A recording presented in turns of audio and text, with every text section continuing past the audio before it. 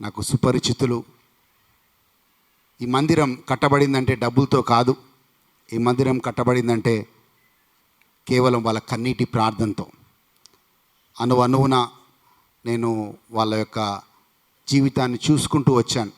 చిన్న గుడిసెతో ఆరంభించి దాని తర్వాత రేకుల షెడ్ వేసి దాని తర్వాత ఈరోజు ఈ ప్రాంతంలో ఇంత గొప్ప సంఘాన్ని కట్టడానికి దేవుడు వాళ్ళ కృపనిచ్చారు. ఈ ప్రయాసలో అనేక ఇబ్బందులు, అనేక శోధనలు, అనేక వ్యతిరేకతలు వాళ్ళు పొందుకున్నారు. కానీ దేవుడు చివరికి వాళ్ళ జీవితాల ద్వారా మహిమపరచబడుతున్నాడు. హల్లెలూయా, హల్లెలూయా. సో ఈ కుటుంబాన్ని బట్టి, ఈ సంఘాన్ని బట్టి నేను ఎంతగానో సంతోషిస్తూ ఉన్నాను. మనం ఒక మంచి తరుణంలో ఉన్నాం, మంచి వారంలో ఉన్నాం. దీన్ని చాలామంది ఏమంటారంటే యేసు ప్రభు యొక్క చివరి గడియల్లో గడిపిన వారం ఇది. ప్రపంచ చరిత్రని మార్చేసిన వారం ఇది. ప్రపంచ చరిత్రనే కాదు, మానవాళి యొక్క జీవితాన్ని మార్చేసిన ఒక పరిశుద్ధ వారం ఇది. దీని అందుకే పరిశుద్ధ వారం అంటారు, పవిత్రమైన వారం అంటారు. ఎందుకంటే ఈ వారంలో జరిగిన ఒక్కొక్క సంఘటన యేసు ప్రభు శిలువ మరణం వరకు, అటు తర్వాత యేసు ప్రభు పునరుత్థానం వరకు జరిగిన సంఘటన మానవాళికి, నిరీక్షణ లేని మానవాళికి ఒక నిరీక్షని కలగజేశాడు యేసయ్య. ఆమేన్, హల్లెలూయా. తంచిది తలలు వంచి ప్రార్థన చేసుకుందాం. మమ్మల్ని మిక్కిలిగా ప్రేమించి మా తండ్రి, నీకు వందనాలు, నీకు స్తోత్రాలు నాయనా. ప్రభువా, ఈ యొక్క మంచి అవకాశాన్ని మాకు ఇచ్చావు ప్రభువా. నీ అమూల్యమైన మాటలు వినడానికి ప్రభువా మాకు ఇచ్చిన కృపని బట్టి వందనాలు నాయనా. ప్రభువా, నీ మాటలు మాకు జీవం ఇస్తాయి ప్రభువా. మనిషి మాట్లాడితే వ్యర్థము నాయన, ఆత్మ జీవం ఇస్తుందని వాక్యంలో చదువుతున్నాం ప్రభువా. ఈరోజు మోడు బారిన జీవితాలు చిగురించబడునుగాక ప్రభువా. నిరుత్సాహము, నిస్పృహలో ఉన్న ప్రభువా ప్రతి ఒక్కరూ ప్రభువా ఈరోజు ఆత్మీయంగా ఉత్సాహముతో బలపరచబడుదురుగాక ప్రభువా. అనారోగ్యంతో ఉన్న ప్రతి శరీరము, అనారోగ్యంతో ఉన్న ప్రతి వ్యక్తి యేసు క్రీస్తు నామములో ఈరోజు స్వస్థత, విడుదలని పొందుకుందురుగాక ప్రభువా. ప్రభువా, నీ సన్నిధి, నీ ప్రసన్నత ప్రభువా ఈ ప్రదేశంలో ఉండురుగాక. మీ దేవతలు పరిచర్య చేదురుగాక ప్రభువా. ప్రభువా, మరొకసారి ఈ బంగారు పాదములు పట్టుకొని అడుగుచున్నాను నాయన. మా మధ్యలో ఉంటానని వాగ్దానం చేశాను. ఎక్కడ ఇద్దరు లేక ముగ్గురు కూడి ప్రార్థన చేస్తారో నేను అక్కడ ఉంటానని వాగ్దానం చేశావు ప్రభువా. నమ్ముచున్నాం, మా మధ్యలో మీరున్నారు, మాతో మాట్లాడబోతున్నారు, మమ్మల్ని ఆత్మీయంగా బలపరచబోతున్నారు. యేసు నామములో అడుగుచున్నాము తండ్రి, ఆమేన్. ఈ సాక్ష్యం విన్న తర్వాత మీరు హల్లెలూయా ఖచ్చితంగా చెప్తారు. నాకు పాస్టర్ గారు పరిచయం. బీదర్ అనే ప్రాంతంలో సువార్త చేస్తూ ఉంటాడు. అక్కడ ఏం చేస్తారంటే చాలామంది మాంత్రికులు ఇలా కూర్చొని, సంఘస్థుల్లాగానే కూర్చొని, మనం ఎలాగ వాక్యం చెప్తామో వాళ్ళు కూడా వాక్యం చెప్తున్న ఆ సేవకుడి మీద, ఆ సంఘం మీద మంత్రాలు చదువుతూ ఉంటారంట. ఎక్కడ కూర్చొని? వాళ్ళ ఇంట్లో కూర్చొని కాదు, సంఘంలోనే కూర్చొని మంత్రాలు చదువుతూ ఉంటారంట. అయితే దేవుడు ఆయనకు ఒక దర్శనం ఇచ్చి, ఒక చిన్న ప్రేరేపణనిచ్చి సంఘస్థులందరినీ గట్టిగా ఒకసారి హల్లెలూయా చెప్పమని చెప్పాడంట. ఎప్పుడైతే సంఘస్థులందరూ ఒకటేసారి గట్టిగా హల్లెలూయా చెప్పారో అక్కడక్కడ కూర్చున్న మాంత్రికులు అక్కడి నుంచి పరుగంట చర్చి బయట నుంచి. హల్లెలూయా, హల్లెలూయా. అంటే మన హల్లెలూయాకి అంత శక్తి ఉంది. ఆమేన్. నువ్వు స్తుతించినప్పుడు సాతాను పారిపోవాల్సిందే. హల్లెలూయా. ఎందుకంటే నీ దేవుడు నీ స్తుతుల సింహాసనం మీద ఆసీనుడై ఉంటాడు. హల్లెలూయా అనేది అత్యున్నతమైన దేవుని స్తుతించటము. ఈరోజు ఎక్కడైనా దయ్యమైన, మాంత్రికులైన, చాతబడి శక్తులైన మీరు ఎక్కడైనా భయపడినట్లు కనపడితే గట్టిగా ఏమనాలి? ఏమనాలి? ఏమనాలి? హల్లెలూయా, హల్లెలూయా. ఓకే, మంచిది. వాక్యంలోకి వెళ్దాం. ఈరోజు మొన్నటి రోజు మీరు అందరూ కూడా ఆదివారం రోజు వాక్యాన్ని విన్నారు. ఏం వాక్యాన్ని విన్నారు? మట్టల ఆదివారం గురించి అయ్యగారు కొన్ని విషయాలు మీకు బోధించాడు. ఈ వారము చాలా ప్రాముఖ్యమైన వారము అని బైబిల్లో మనం తెలుసుకున్నాం. అందుకే ఈ వారంలో దేవుడి సన్నిధిలో ఉండటము చాలా ఆశీర్వాదకరం. ఒక చిన్న స్టోరీ చెప్పి ముందుకెళ్తాను. మీకు తెలిసిన స్టోరీ కావచ్చు. మన జీవితాలకి ఎప్పుడు విలువ అంటే మనము క్రీస్తుని కలిగి ఉన్నప్పుడే మన జీవితాలకి విలువ అనే విషయం గ్రహించాలి మీరు.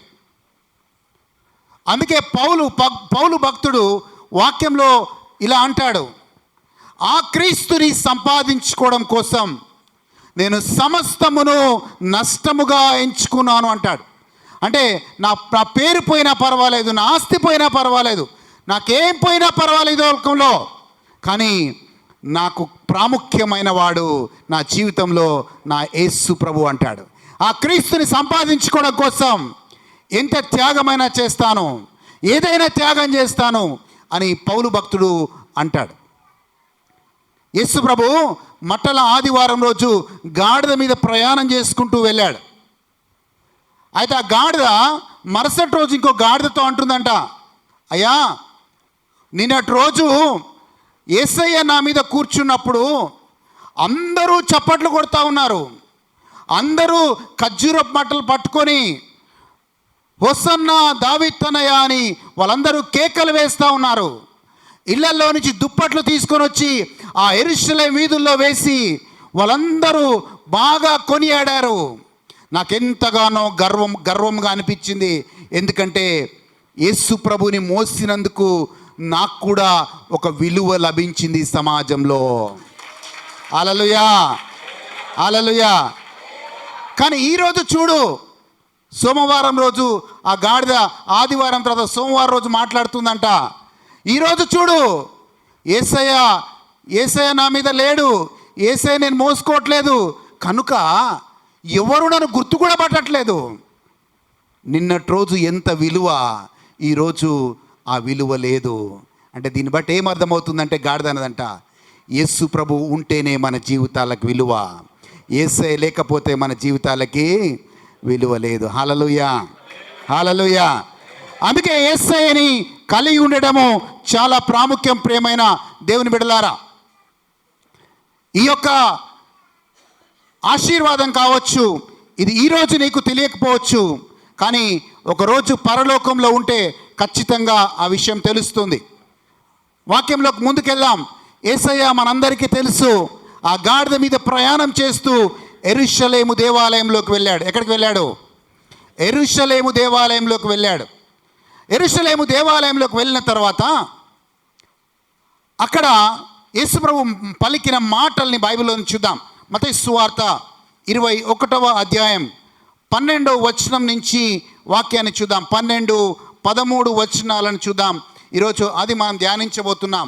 మత్తయి సువార్త 21వ అధ్యాయం 12, 13 వచనాలను చూద్దాం. జాగ్రత్తగా వాక్యాన్ని వినండి. యేసు ఆ యెరూషలేము దేవాలయంలో ప్రవేశించి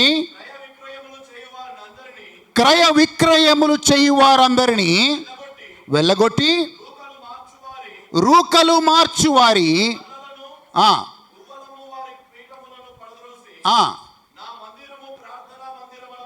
నా మందిరము ప్రార్థనా మందిరము అనబడును అని రాయబడి ఉన్నది. అయితే మీరు దానిని దొంగల గుహగా చేశారని అన్నాడు. దేవాలయములో ఆయన యుద్ధకు రాగా ఆయన వారిని స్వస్థపరచెను. హల్లెలూయా, హల్లెలూయా. యేసు ప్రభు ఆ యొక్క యెరూషలేము దేవాలయంలోకి ప్రవేశిస్తూ ఉన్నాడు. కానీ మందిరంలో ఏం జరగాలి? యెరూషలేము దేవాలయంలో ఏం జరగాలి అంటే ప్రార్థన జరగాలి. యెరూషలేము దేవాలయంలో ఏం జరగాలి అంటే ప్రజలు ఆదరణ పొందుకోవాలి, ప్రజలు స్వస్థతను పొందుకోవాలి. కానీ ఆశ్చర్యంగా ఆ యెరూషలేము దేవాలయంలో ఏం జరుగుతుందంటే వ్యాపారం జరుగుతుంది. చాలామంది ఏం చేస్తున్నారు తెలుసా? పావురాలు అమ్ముకుంటూ ఉన్నారు. ఏమమ్ముకుంటున్నారు? పావురాలు అమ్ముకుంటున్నారు. ఎందుకు పావురాలు అమ్ముకుంటున్నారు అంటే ఒక వ్యక్తిని ప్రతిష్ఠ చేసిన తర్వాత, ఒక వ్యక్తిని ప్రతిష్ఠ చేయడానికి మొదటి అబ్బాయిని, వాళ్ళ ఇంట్లో మొదటి అబ్బాయిని ప్రతిష్ఠ చేయాలి అంటే వాళ్ళందరూ కూడా 2 గువ్వలను తీసుకొని వెళ్ళాలి, 2 పావురాలను తీసుకొని వెళ్ళాలి. వాళ్ళు బలి అర్పించడానికి వాళ్ళు ఆ పావురాలను తీసుకొని వెళ్ళేవారు. అయితే ఆ పావురాలని యేసు ప్రభువు కూడా ఆయన పేరు పెట్టినప్పుడు ఆ పావురాలను యేసు ప్రభువు కూడా తీసుకెళ్ళినట్లుగా మనం యెరూషలేము దేవాలయంలోకి తీసుకెళ్ళినట్లుగా మనం బైబిల్లో చదువుతూ ఉన్నాం. సో ఆ పావురాలను అక్కడే అమ్మేవాళ్ళు. అలాగే కాదు, అక్కడ కానుకల పెట్టెలో వేయడానికి, ఇప్పుడు మనం అందరం కూడా రూపాయలు వాడుతూ ఉంటాం.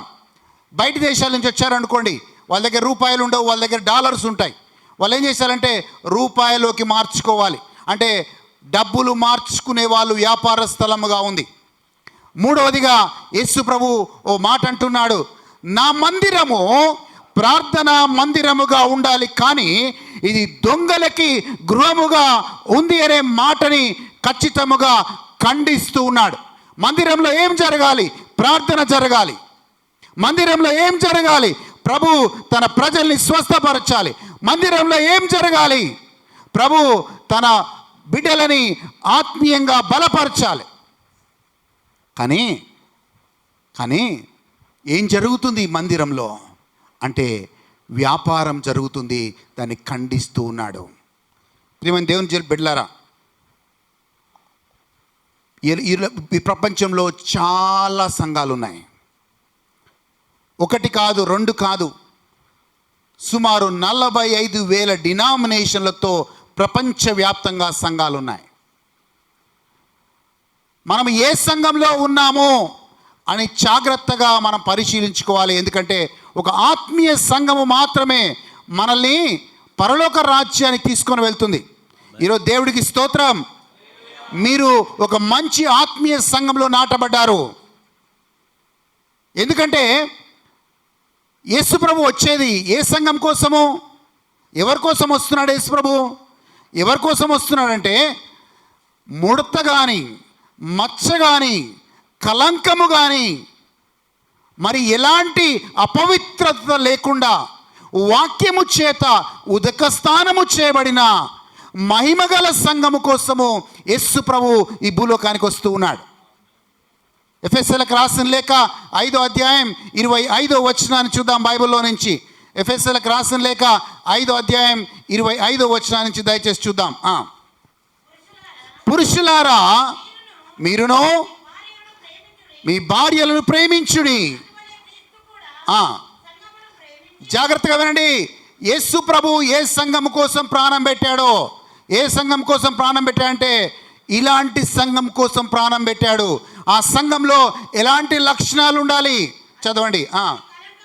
అది కలంకమైనను, అది ముడత అయినను, అట్టిది మరి ఏదైనను లేక ఆ సంఘము పరిశుద్ధమైనది గాను, ఆ సంఘము నిర్దోషమైనది గాను, ఆ సంఘము మహిమ సంఘము గాను,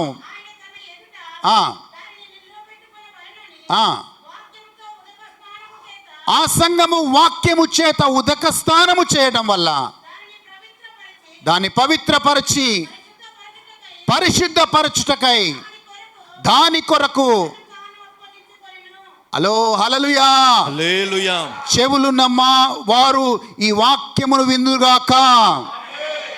యేసయ్య ఇలాంటి సంఘం కోసము ప్రాణం పెట్టలేదు. ముడత కానీ, మచ్చ కానీ, కలంకము కానీ, ఇలాంటి అపవిత్రత ఉన్న సంఘము కోసము ఆయన ప్రాణము పెట్టలేదు. ఒక పరిశుద్ధమైన సంఘము కోసము ఆయన ప్రాణం పెట్టాడు. వాక్యము చేత ఉదక స్థానము చేయబడే సంఘము కోసం ఆయన ప్రాణం పెట్టాడు. హల్లెలూయా. మరి ఆ సంఘంలోనే దేవుడు సంచరిస్తాడు, ఆ సంఘములోనే దేవుడు అద్భుతాలు ఆశ్చర్యక్రియలు చేస్తాడు. లేకపోతే సంఘం ఎలా ఉంటుంది తెలుసా?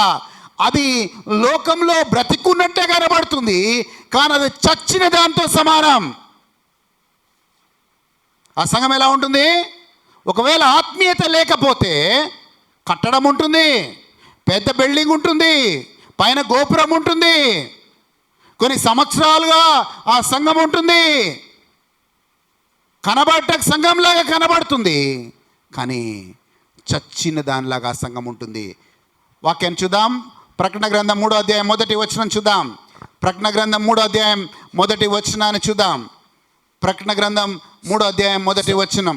సార్దీస్లో ఉన్న సంఘపు దూతకు, సార్దీస్లో ఉన్న సంఘపు దూతకు ఇలాగు వ్రాయుము, 7 నక్షత్రములను దేవుని 7 ఆత్మలను గలవాడు చెప్పు సంగతులేమనగా, నీ క్రియలను నేను ఎరుగుదును, ఏమనగా జీవించుచున్నావన్న పేరు మాత్రం ఉన్నది గాని, బ్రతికున్నావు అంటే అనే ఒక పేరు మాత్రము నీకున్నది గాని నీవు మృతుడవే. అది నీవు చచ్చిన దాని కిందే లెక్క. నీ క్రియలు నా దేవుని ఎదుట సంపూర్ణమైనదిగా నాకు కనబడలేదు కనుక జాగరూకుడవై చావనయున్న మిగిలిన వాటిని బలపరచుము. హల్లెలూయా. yes, చాలా సంఘాలు ఉన్నాయి. నేను చెప్పాను 45,000 డినామినేషన్లు ప్రపంచవ్యాప్తంగా ఉన్నాయి. కానీ మనము ఎలాంటి సంఘంలో నాటబడాలి, ఎలాంటి సంఘంలో ఉండాలంటే పరిశుద్ధమైన సంఘంలో, వాక్యము చేత ఉదక స్థానము చేయబడిన సంఘంలో. అలాంటి సంఘం కోసమే క్రీస్తు ప్రాణం పెట్టాడు. ఆమేన్. అమ్మా, ఏ సంఘంలో ఉంటున్నాం అన్నది ముఖ్యం కాదు, రేపు ఎత్తబడబోయే సంఘంలో మనం ఉన్నామా లేదా అనేది ముఖ్యం. అలా మనం సిద్ధపాటు కలిగి ఉన్నామా అన్నదే చాలా ప్రాముఖ్యమైంది. జ్ఞాపకం పెట్టుకోండి. క్రైస్తవుడు అని పిలువబడిన వాళ్ళందరూ పరలోక రాజ్యానికి వెళ్ళరు. నీ తాత, మీ ముత్తాత, వాళ్ళ తాతలు అందరూ క్రైస్తవులు కనుక నువ్వు పరలోక రాజ్యానికి వెళ్ళవు. ఎప్పుడు వెళ్తావంటే ఎప్పుడు యేసు ప్రభు వచ్చినప్పుడు సిద్ధపాటు కలిగి ఉన్న నీవు, ఆత్మీయంగా దేవుడి కోసం మండుతున్న నీవు, యేసు ప్రభు 2వ రాకడలో వచ్చినప్పుడు తన మహిమ సంఘంలో చేర్చబడతావు. హల్లెలూయా. అపవిత్రమైన సంఘం కోసం రావట్లేదు యేసయ్య. రాజకీయాలున్న సంఘంలోకి రావట్లేదు యేసయ్య. ఆ యెరూషలేము దేవాలయంలోకి వెళ్ళాడు. ఆ యెరూషలేము దేవాలయంలో అమ్మా, ఏ రోజైతే యేసు ప్రభు ఆ యొక్క యావే దేవుడు ఏ రోజైతే ఆ యెరూషలేము దేవాలయం ఇచ్చాడో, ఆ రోజు సొలొమోను రాజు ఆ యొక్క మందిరాన్ని ప్రతిష్ఠ చేశాడు. ప్రతిష్ఠ చేసినప్పుడు దేవుని మహిమ గొప్పగా ఆ యెరూషలేము దేవాలయంలోకి వచ్చింది. అక్కడ ఉన్న యాజకులు దేవుని మహిమని తట్టుకోలేకపోయారు. అక్కడ యాజకులు ఆ మహిమని, ఆ దేవుని తేజస్సులో తట్టుకోలేక కింద పడిపోయారు. అప్పుడు ఇశ్రాయేలు ప్రజలకి దేవుడు ఒక వాగ్దానం చేశాడు. ఈ మందిరంలో, ఏ మందిరంలో? ఈ యెరూషలేము దేవాలయంలోని మందిరంలో మీరు ఒకవేళ మిమ్మల్ని మీరు తగ్గించుకొని ప్రార్థన చేస్తే దేవుడు మీ పాపమును క్షమిస్తాడు, దేవుడు మీ మొరను ఆలకిస్తాడు, దేవుడు మీ యొక్క పొలముని, ఆయన మీ యొక్క ల్యాండ్ని దేవుడు స్వస్థపరుస్తాడు అన్న వాగ్దానం ఇచ్చాడు. కనుక ఆ ఇశ్రాయేల్ ప్రజలు ఏం చేసేవాళ్ళంటే ప్రతిసారి ఆ మందిరంలోకి పరిగెట్టి ప్రార్థన చేసేవాళ్ళు. ప్రతిసారి ఆ మందిరంలోకి వెళ్ళి దేవుడి దగ్గర ప్రార్థన చేసేవాళ్ళు. ఎందుకంటే వాళ్ళకు ఒక వాగ్దానం ఉంది. ఏం వాగ్దానం అంటే ఎవరైతే మోకరించి అక్కడ ప్రార్థన చేస్తారో దేవుడు వాళ్ళ ప్రార్థన వింటాడు, వాళ్ళ పాపమును క్షమిస్తాడు, వాళ్ళ యొక్క భూమిని, వాళ్ళ పొలాన్ని దేవుడు స్వస్థపరుస్తాడు అన్న వాగ్దానం వాళ్ళకుంది. హల్లెలూయా, హల్లెలూయా, హల్లెలూయా. కానీ ఈరోజు అదే మందిరంలోకి యేసయ్య ప్రవేశిస్తున్నాడు. అదే మహిమ గల ఆ యెరూషలేము దేవాలయంలోకి ఏ మహిమనైతే యేసయ్య ఉంచాడో ఆ మందిరంలోకి యేసు ప్రభు ప్రవేశిస్తున్నాడు. యెరూషలేము దేవాలయంలోకి చూసినప్పుడు అది వ్యాపార స్థలంగా మారిపోయింది. నాతో పాటు ఇద్దరు సహోదరులు ఈ ప్రార్థన కూటానికి వచ్చారు. మేము వస్తూ కొన్ని మాటలు మాట్లాడుకుంటున్నాం. సంఘము ఎలా వ్యాపార స్థలముగా మారిపోయింది. హల్లెలూయా. సంఘము ఎలా వ్యాపార స్థలముగా మారిపోయింది. అండ్ సంఘము ఎలా చాలామంది బయట పెద్ద పెద్ద సంఘాలను చెప్పుకునే వాళ్ళు ఎలా ప్రజల్ని మోసం చేస్తున్నారనే విషయాలు మాట్లాడుకుంటూ వచ్చాం. చాలా బాధాకరం అది. ఎప్పుడైనా గుర్తుపెట్టుకోండి, ఒక గుడ్డివాడు ఇంకో గుడ్డివాడిని నడిపించలేడు. ఒకవేళ ఒక గుడ్డివాడు ఇంకో గుడ్డివాడిని నడిపిస్తే ఇద్దరు గుంతలో పడతారు. నిన్ను నడిపించే నాయకుడు ఆత్మీయంగా వెలిగించబడాలి. హల్లెలూయా. నేను ఆత్మీయంగా వెలిగించబడ్డ నాయకుడు ఉంటే నీవు కూడా ఆత్మీయతలో ఆత్మీయంగానే నడిపించబడతావు. ఈరోజు దేవుడికి స్తోత్రం. మా అయ్యగారిని ఆత్మీయంగా దేవుడు వెలిగించాడు. ఎప్పుడు ఫోన్ చేసినా ఓ మాట అంటాడు, అయ్యగారు 21 రోజు ఉపవాసం తీసుకున్నాను, 40 రోజులు ఉపవాసం తీసుకున్నాను. ఎప్పుడు కూడా ప్రార్థనలో ఆయన దేవుళ్ళు ఉపవాసంలో ప్రార్థనలో ఆయన ఉండడం నేను గమనిస్తూ ఉంటాను.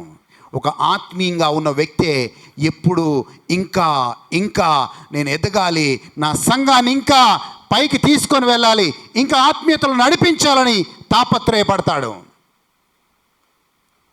దేవుడికి స్తోత్రం.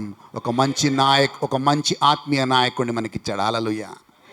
హల్లెలూయా. యేసయ్య చూశాడు, నా మందిరం ప్రార్థనా స్థలముగా ఉండాలి. నా మందిరం ప్రార్థన చేసే స్థలముగా ఉండాలి. మరి ఆ మహిమ ఎక్కడికి వెళ్ళిపోయింది? ఆ మహిమ ఎక్కడికి వెళ్ళిందంటే ఆ యెరూషలేము దేవాలయంలో ఉన్న మహిమ వ్యాపార స్థలముగా మారిపోయింది. కానీ ఆ మహిమ లేదు. ఎందుకంటే నూతన నిబంధనలోకి వచ్చేసరికి ఆ మహిమ నీలోకి నాలోకి వచ్చింది.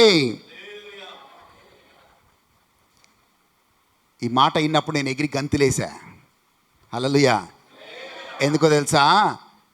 ఆ మహిమ, ఆ యెరూషలేము దేవాలయంలో గొప్ప మహిమ నీలోకి నాలోకి వచ్చింది. ఎందుకంటే ఇక దేవుడు కట్టడాల్లో ఉండడు, కానీ దేవుడు నీలో నాలో ఉంటాడు. ఆమేన్. అపోస్తల కార్యాలు 17వ అధ్యాయం 24వ వచనం చూద్దాం. వాక్యం చాలా స్పష్టంగా చెప్తుంది. ఇక ఈ దేవుడు ఒక కట్టడాల్లో పెద్ద పెద్ద కట్టడాలు అనే చర్చిలు ఉంటాయి. కానీ కట్టడాల్లో అనే చర్చిలో దేవుడు నివాసంగా ఉండడు. కానీ దేవుడు ఆత్మీయంగా వెలిగించబడ్డ మనిషిలో తన నివాసముగా ఉంటాడు. అపోస్తల కార్యాలు 17:24 అమ్మా చదువుదాం. ఎస్. జగత్తును సమస్తమును నిర్మించిన దేవుడు తానే ఆకాశమునకును భూమికిని ప్రభువై ఉన్నందున హస్తకృతములైన ఆలయములలో, జాగ్రత్తగా వినండి, హస్తకృతమైన ఆలయములలో దేవుడు నివసింపడు. ₹1,00,00,000 పెట్టి చర్చి కట్టిన ఆ చర్చిలో దేవుడు నివసింపడు. 10 కోట్లు పెట్టి చర్చి కట్టిన ఆ చర్చిలో దేవుడు నివాసం ఉండడు. దేవుడు నివాసం ఎక్కడ ఉంటాడు? దేవుడు ఎక్కడ ఉంటాడు? ఎక్కడ ఉంటాడు? అయ్యా, ఈ మందిరం మేము కట్టుకున్నాం, మళ్ళీ దీంట్లో దేవుడు ఉండడా? హల్లెలూయా. హల్లెలూయా. దేవుడు ఉండాడు. మరి ఎప్పుడు ఉంటాడు దేవుడు? ఎప్పుడైతే నువ్వు సంఘంలోకి వస్తావో అక్కడ దేవుడు ఉంటాడు. హల్లెలూయా. ఎందుకు దేవుడు ఏమన్నాడు? ఎక్కడ 2 లేక 3 కూడి ప్రార్థన చేస్తారో అక్కడ దేవుడు నేను ఉంటానన్నాడు. సంఘముగా కూడి మనందరము ప్రార్థన చేసినప్పుడు దేవుడు దిగొస్తాడు పరలోకం నుంచి. హల్లెలూయా. నువ్వు లేకపోతే, నువ్వు ప్రార్థన చేయకపోతే దేవుడు రాడు. ఆమేన్. హల్లెలూయా. నూతన నిబంధనలో కట్టడము కాదు, మనము ప్రాముఖ్యమైన వాళ్ళము. హల్లెలూయా.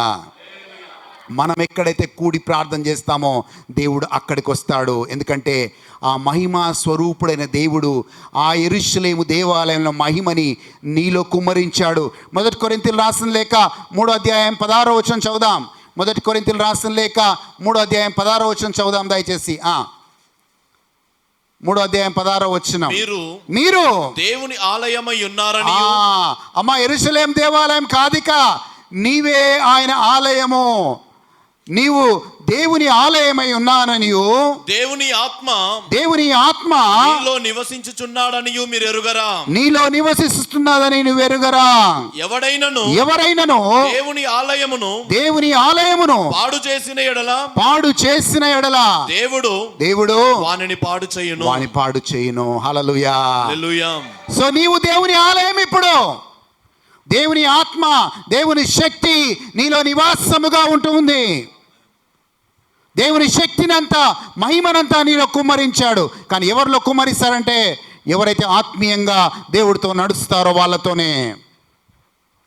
హల్లెలూయా. అందుకే దేవుడిలో మండేవారిగా ఉండాలి.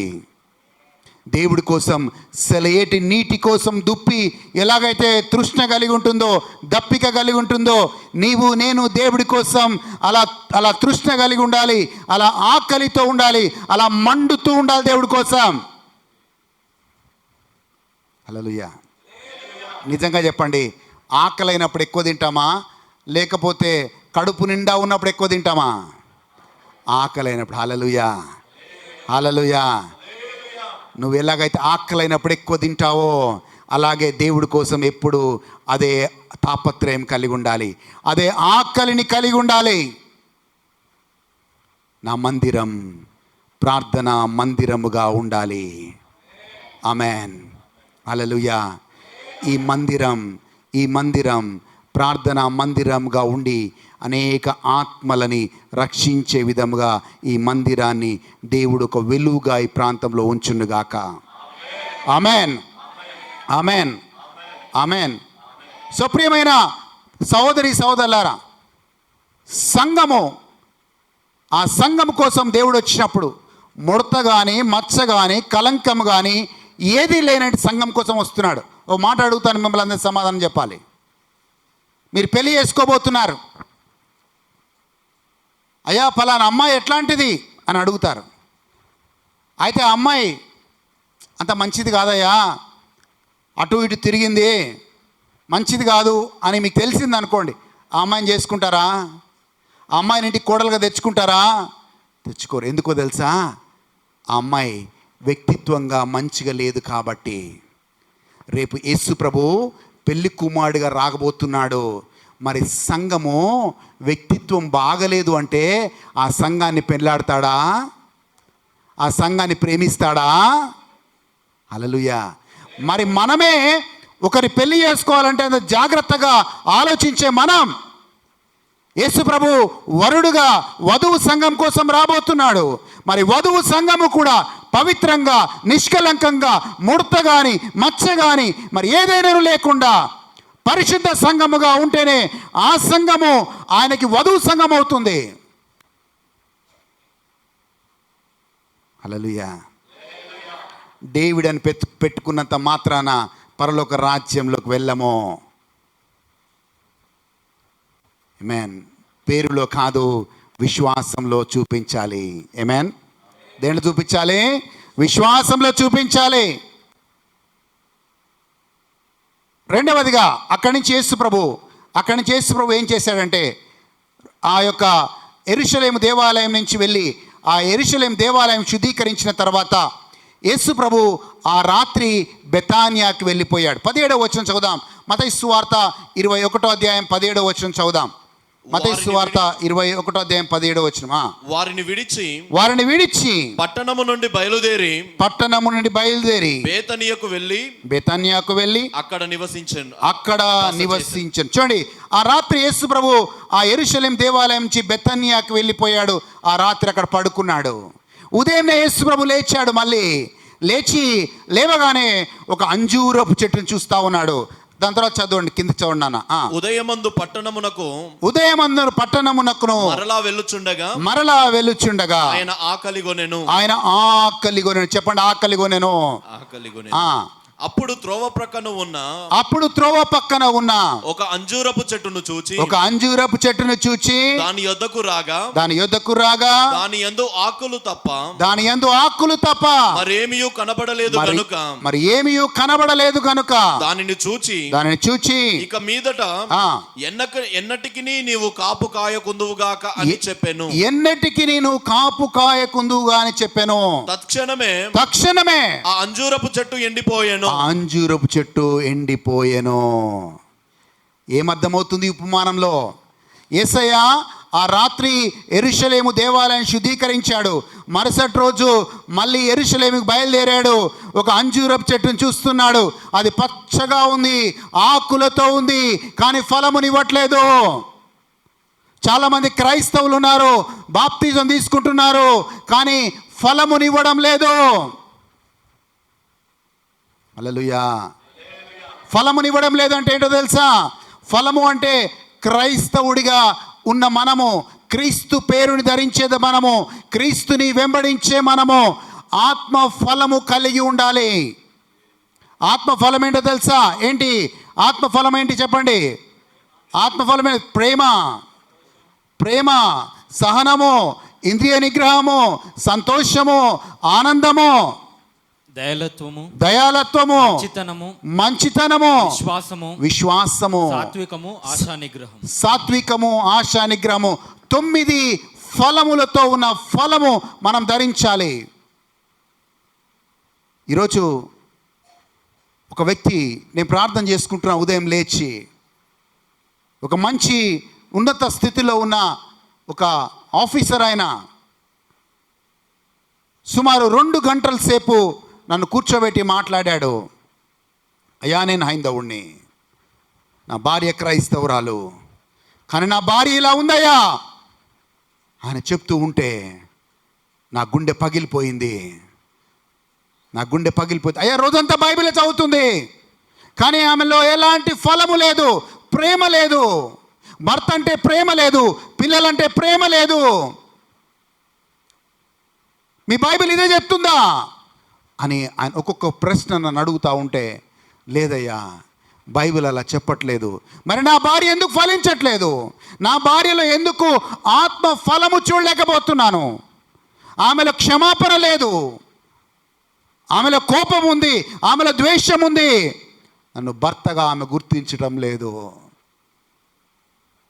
మరి రోజు ప్రార్థన అంటుంది, రోజు బైబిల్ అంటుంది, కానీ ఆ ప్రేమ, ఆ దేవుడి మీద చూపించే ప్రేమ నా మీద చూపించట్లేదు అని ఆయన చెప్తూ ఉంటే నాకు బాధ అనిపించింది. జాగ్రత్త, ఫలము లేని వారమైతే పరలోక రాజ్యంలో మనము కూడా గుర్తించబడము. రోజంతా ప్రార్థన చేయొచ్చు, రోజంతా బైబిల్ చదవచ్చు, కానీ నీలో ప్రేమ లేనట్లు వాడైతే నువ్వు అన్నిటికీ వ్యర్థమైన వాడివని అర్థము. నువ్వు క్రైస్తవుడు అయితే క్రీస్తు చూపించిన ప్రేమ నువ్వు ఇతరులకు చూపించేవారిగా ఉండాలి.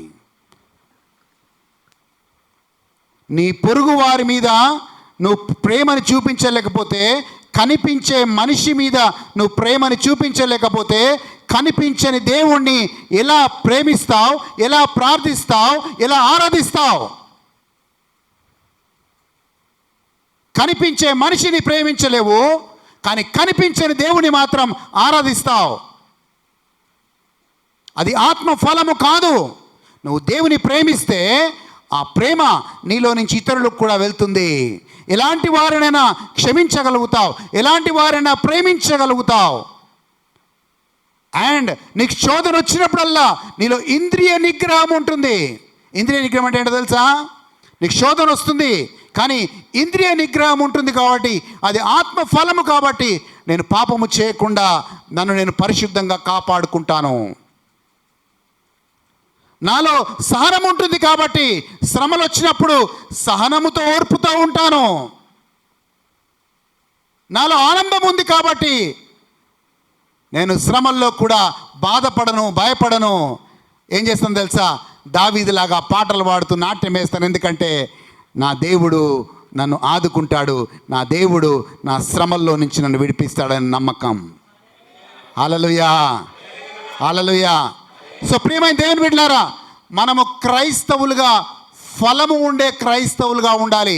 అంజూరపు చెట్టు పచ్చగా ఉంది, ఆకులతో ఉంది, కానీ ఫలము లేదు.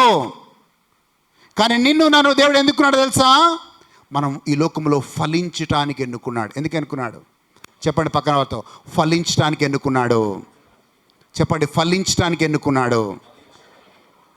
ఓకే, వాక్యంలోకి వెళ్దాం. యోహాను సువార్త 15వ అధ్యాయం 16వ వచనాన్ని చూద్దాం.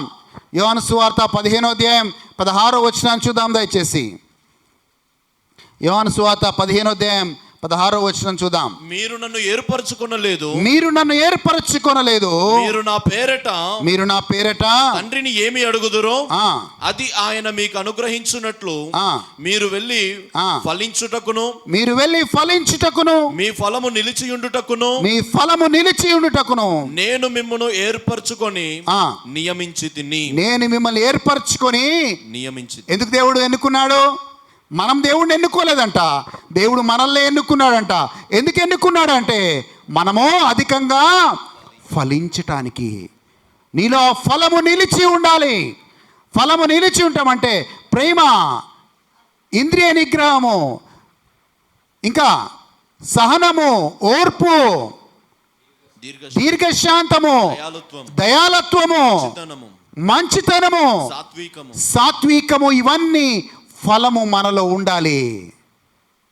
నీకు ఇంకొకరు బాధలో ఉన్నారు, నీలో దయ ఉండదు.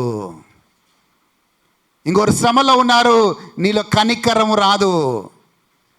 ఎవరైనా ఏమంటారు, నీకేమంటే కోపం వస్తుంది, నీకు సహనం ఉండదు.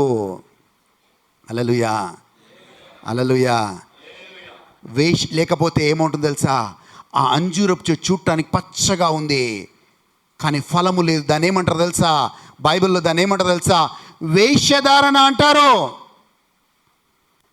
ఎందుకు వేషధారణ అంటే బయటికి చూడటానికి పచ్చగా ఉంది, కానీ దాంట్లో ఫలము లేదు. ఆ వేషధారణ గారి జీవితాన్ని యేసు ప్రభు చూసి, ఆ ఫరిసేయులను చూసి, ఓ వేషధారులైన ఓ ఫరిసేయులారా. మత్తయి సువార్త 23వ అధ్యాయం మొదటి 2 వచనాలు చదువుదాం. వేషధారణ గురించి, ఆ ఫరిసేయుల గురించి యేసు ప్రభు మాట్లాడిన మాటలు. బయటికి బాగా ఉన్నారు, బయటికి మంచిగా కనబడుతున్నారు, బయటికి గొప్ప సేవకుల్లా కనబడుతున్నారు, కానీ లోపల ఫలము లేదు. అప్పుడు 23వ అధ్యాయం మొదటి వచనం. అప్పుడు యేసు జనసమూహములతోను తన శిష్యులతోను ఇట్లా నేను శాస్త్రులను పరిసయ్యులను మోసే పీఠమందు కూర్చుండు వారు గనుక వారు మీతో చెప్పు వాటినన్నింటినీ అనుసరించి గైకొనుడి. అయినను వారి క్రియల చొప్పున చేయకుడి. వారు చెప్పుదురే గాని చెయ్యరు. మోయ శక్యము కాని భారమైన బరువులు కట్టి మనుషుల భుజముల మీద వారు పెట్టుదురే గాని తమ వ్రేలితోనైనను వాటిని కదిలింపనొల్లరు. మనుషులకు కనబడు నిమిత్తము తమ పనులన్నీయు చేయుదురు. తమ రక్షరేకులు వెడల్పుగాను తమ చెంగులు పెద్దవిగాను చేయుదురు. విందులలో అగ్రస్థానములను, సమాజ మందిరములలో అగ్రపీఠములను, సంత వీధులలో వందనములను మనుషుల చేత బోధకులని పిలువబడుటయు కోరుదురు. 13వ వచనం చదవండి అమ్మా. అయ్యో వేషధారులైన శాస్త్రులారా, పరిసయ్యులారా. చాలమ్మా చూడండి, ఆ 23వ అధ్యాయం మొత్తము కూడా ఫరిసయ్యులని, ఈ యొక్క సద్దుకేయులని అందరినీ కూడా దేవుడు యేసు ప్రభు ఖండిస్తా ఉన్నాడు. ఎందుకో తెలుసా? వాళ్ళు వేషధారణ, బయటికి ఒకలాగా లోపలికి ఒకలాగా ఉన్నారు. బయటికి పచ్చగా ఆ యొక్క అంజూరపు చెట్టు కనబడింది, కానీ లోపల ఫలము లేదు. వీళ్ళు బయటకి మంచిగా కనబడుతున్నారు, కానీ లోపల ఫలము లేదు. ఈరోజు సంఘముగా దేవుడు నిన్ను నన్ను ఏం చేస్తున్నాడు తెలుసా? నీలో ఫలముందా? ఆ ఫలమును బట్టే పరలోక రాజ్యంలో నువ్వు గుర్తించబడుతున్నావు. ఆమేన్. నువ్వు అనొచ్చు, అయ్యా నాకు స్వస్థ వరం ఉంది, అయ్యా నాకు దయ్యాలు వెళ్ళగొట్టే వరం ఉంది, అయ్యా నాకు ప్రవచన వరం ఉంది, అయ్యా నాకు వాక్యం బోధించే వరం ఉంది అని ఎన్నో చెప్పొచ్చు. కానీ పరలోకంలో నీ వరాల ద్వారాను గుర్తింపబడవు, కానీ నీ ఫలము ద్వారానే గుర్తించబడతావు. నేను చెప్పే మాట కాదు, బైబిల్లో చూద్దాం. మత్తయి సువార్త 7వ అధ్యాయం 21వ వచనం. మత్తయి సువార్త 7వ అధ్యాయం 21వ వచనం. మత్తయి సువార్త 7:21 చూద్దాం. ప్రభువా ప్రభువా ప్రభువా ప్రభువా అని నన్ను పిలుచు ప్రతివాడును పరలోక రాజ్యములో ప్రవేశింపడు గాని పరలోకమందున్న నా తండ్రి చిత్త ప్రకారము చేయువాడే. గుర్తుపెట్టుకోండి, తండ్రి చిత్తము చేయువాడే పరలోక రాజ్యంలో అడుగు పెడతాడు. మన గురి అంతా కూడా సంఘముగా, మన గురి అంతా కూడా నేను దేవుని చిత్తంలో నడవాలి, దేవుని చిత్తాన్ని చేయాలి, దేవుని చిత్తంలో నడవాలి. గెత్సెమనీ తోటలో యేసు ప్రభు ప్రార్థన చేసినదే, అయ్యా నా చిత్తము కాదు నీ చిత్తమే నా జీవితంలో జరుగునుగాక, నీ చిత్తమే నా జీవితంలో జరుగునుగాక అని దేవుని చిత్తము కోసం గెత్సెమనీ తోటలో యేసయ్య ప్రార్థన చేశాడు. ఎంతగా ప్రార్థన చేశాడంటే తన చెమట రక్తముగా మారేంత వరకు ప్రార్థన చేశాడు. తన శరీరం ఏం కోరుకుంటుందంటే, ఈ సిలువ మరణం నీ వల్ల కాదు, వదిలేసేయి అని తన శరీరం కోరుతుంది. కానీ అలాంటి పరిస్థితిలో అయ్యా నా చిత్తం కాదు నీ చిత్తం నా జీవితంలో జరగాలని యేసయ్య దేవుని చిత్తానికి లోబడ్డాడు. ఈరోజు పరలోక రాజ్యంలో ఎవరు అడుగు పెడతారు, ఎవరు వారసులు అవుతారంటే దేవుని చిత్తానికి లోబడేవారు మాత్రమే. దాని తర్వాత చదువునానా వాక్యాన్ని చదువుదాం. ఆ దినమందు అనేకులు నన్ను చూచి ప్రభువా మేము నీ నామమున ప్రవేశింపలేదా? ప్రవచనం, నాకు ప్రవచన వరం ఉండింది ప్రభువా, నేను ప్రవచనము చేయలేదా? నీ నామమున దయ్యములను వెళ్ళగొట్టలేదా? ఓ దయ్యాలు వెళ్ళగొట్టలేదా? నీ నామమున అనేకమైన అద్భుతములు చేయలేదా? ఓ అనేకమైన అద్భుతములు చేయలేదా అని చెప్పుదురు. అప్పుడు నా సమాధానం ఏంటో తెలుసా? నేను మిమ్మల్ని ఎన్నడూనూ ఎరుగను. హలో, ఏమంటున్నాడు యేసయ్య?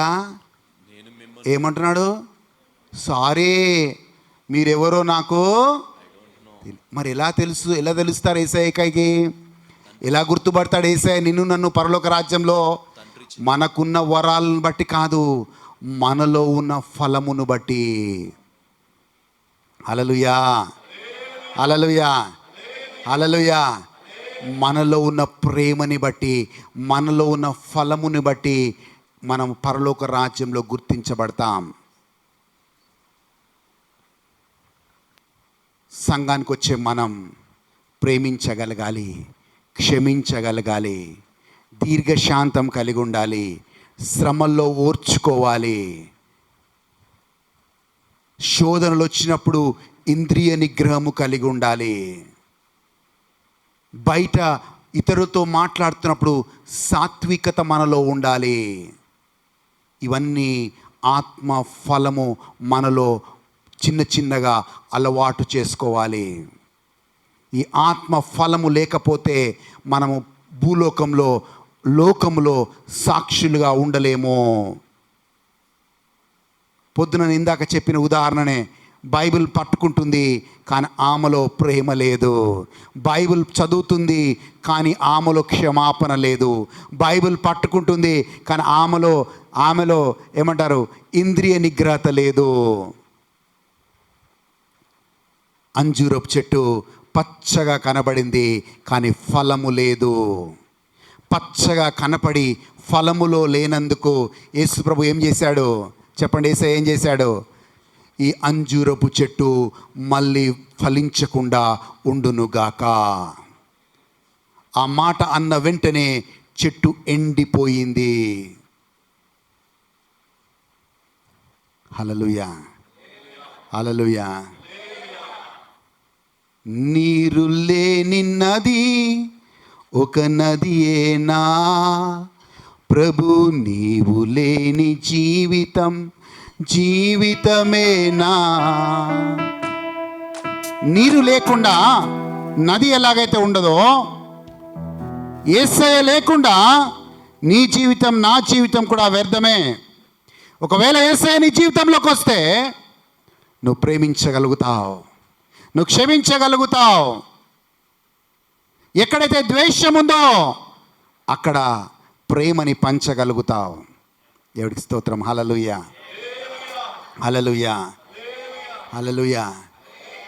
ఒక ఆయన నా దగ్గర అప్పు తీసుకున్నాడు. అప్పు తీసుకున్నప్పుడు చాలా నిస్సహాయతలో ఉన్నాడు.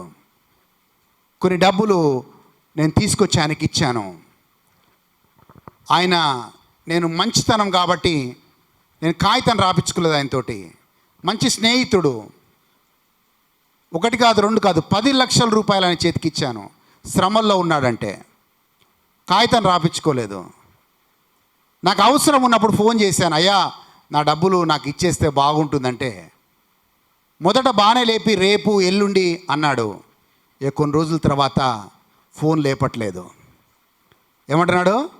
ఫోన్ లేపట్లేదు. నేను 4 పెద్ద మనుషుల్ని దగ్గరికి వెళ్ళాను, తెలిసిన దగ్గరికి. అయ్యా నా డబ్బులు తీసుకున్నాడయ్యా, కొంచెం నా డబ్బులు నాకు ఇప్పించండి అని అడిగాను. ఆయన ఏమన్నాడు తెలుసా? నువ్వు బాగా చదువుకున్నోళ్ళలాగా ఉన్నావు. ఆ పెద్ద మనుషులు నన్ను తిట్టారు. ఏం తిట్టారంటే, నువ్వు బాగా చదువుకున్నోళ్ళలాగా ఉన్నావు కదా, మరి ఒక కాగిత ముక్కను రాపించుకున్నావా అన్నాడు. లేదయ్యా కాగిత ముక్క రాపించుకోలేదు, నమ్మకం మీద ఇచ్చాను. వాళ్ళందరూ నన్ను కింది నుంచి పైదాకా చూశారు. చూడటానికి చదువుకున్నోళ్ళలాగా ఉన్నాడు కానీ బుద్ధి లేదు, ఒక కాగిత ముక్క కూడా రాపించుకోలేదు అని. హల్లెలూయా. చివరికి పెద్ద మనుషులు వెళ్ళి అడిగారు. మొదట తీసుకోలేదు అన్నాడు, దాని తర్వాత చూస్తాను అన్నాడు. చివరికి ఆయన చెప్పదలుచుకుందంటే నేను ఈ డబ్బులు ఇయ్యను అన్నాడు. హల్లెలూయా. దేవుడి సన్నిధిలోకి వచ్చాను. ప్రభువా మంచి చేయబోయాను కానీ నాకు కీడే వచ్చింది. 1 కాదు 2 కాదు ప్రభువా, 10 లక్షల రూపాయలు. అంటే దేవుడు చెప్పిన మాట ప్రార్థనలో, ఆయన క్షమించి ఆయన కోసం ప్రార్థన చేయన్నాడు. అది సాధ్యమేనా చెప్పండి? సాధ్యమేనా? క్షమించి ప్రార్థన చేయడం సాధ్యమేనా? సాధ్యం కాదు. ఎందుకంటే ఆయన పేరు తలుచుకుంటేనే బ్లడ్ బాయిల్ అవుతుంది. ఆయన పేరు తలుచుకుంటేనే మామూలుగా కోపం రావట్లేదు. ఒక 2-3 రోజులు కష్టమైంది. 4వ రోజు నుంచి ప్రార్థన చేయడం మొదలుపెట్టాను. ప్రభువా ఆ వ్యక్తిని దీవించు నాయన, ఆ వ్యక్తి కుటుంబాన్ని దీవించు ప్రభువా.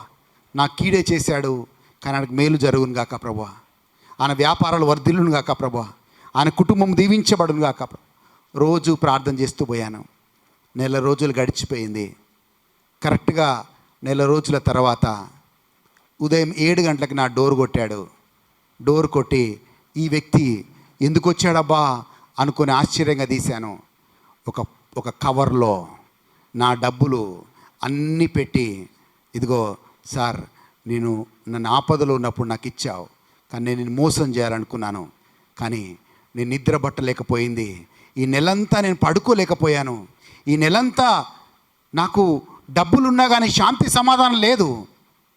ఈ డబ్బులు మీ డబ్బులు అని చెప్పి పూలల్లో పెట్టి నా డబ్బులు నాకు ఇచ్చేసాడు. దేవుడికి స్తోత్రం. హల్లెలూయా, హల్లెలూయా, హల్లెలూయా.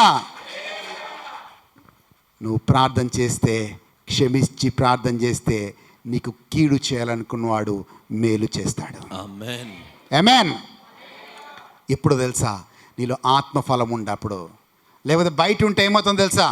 బయట ఉంటే 4 పెద్ద మనుషులకు వినలేదు, ఇప్పుడు 4 కట్టెలతో పట్టుకుపోదాం. ఏమంటాను తెలుసా?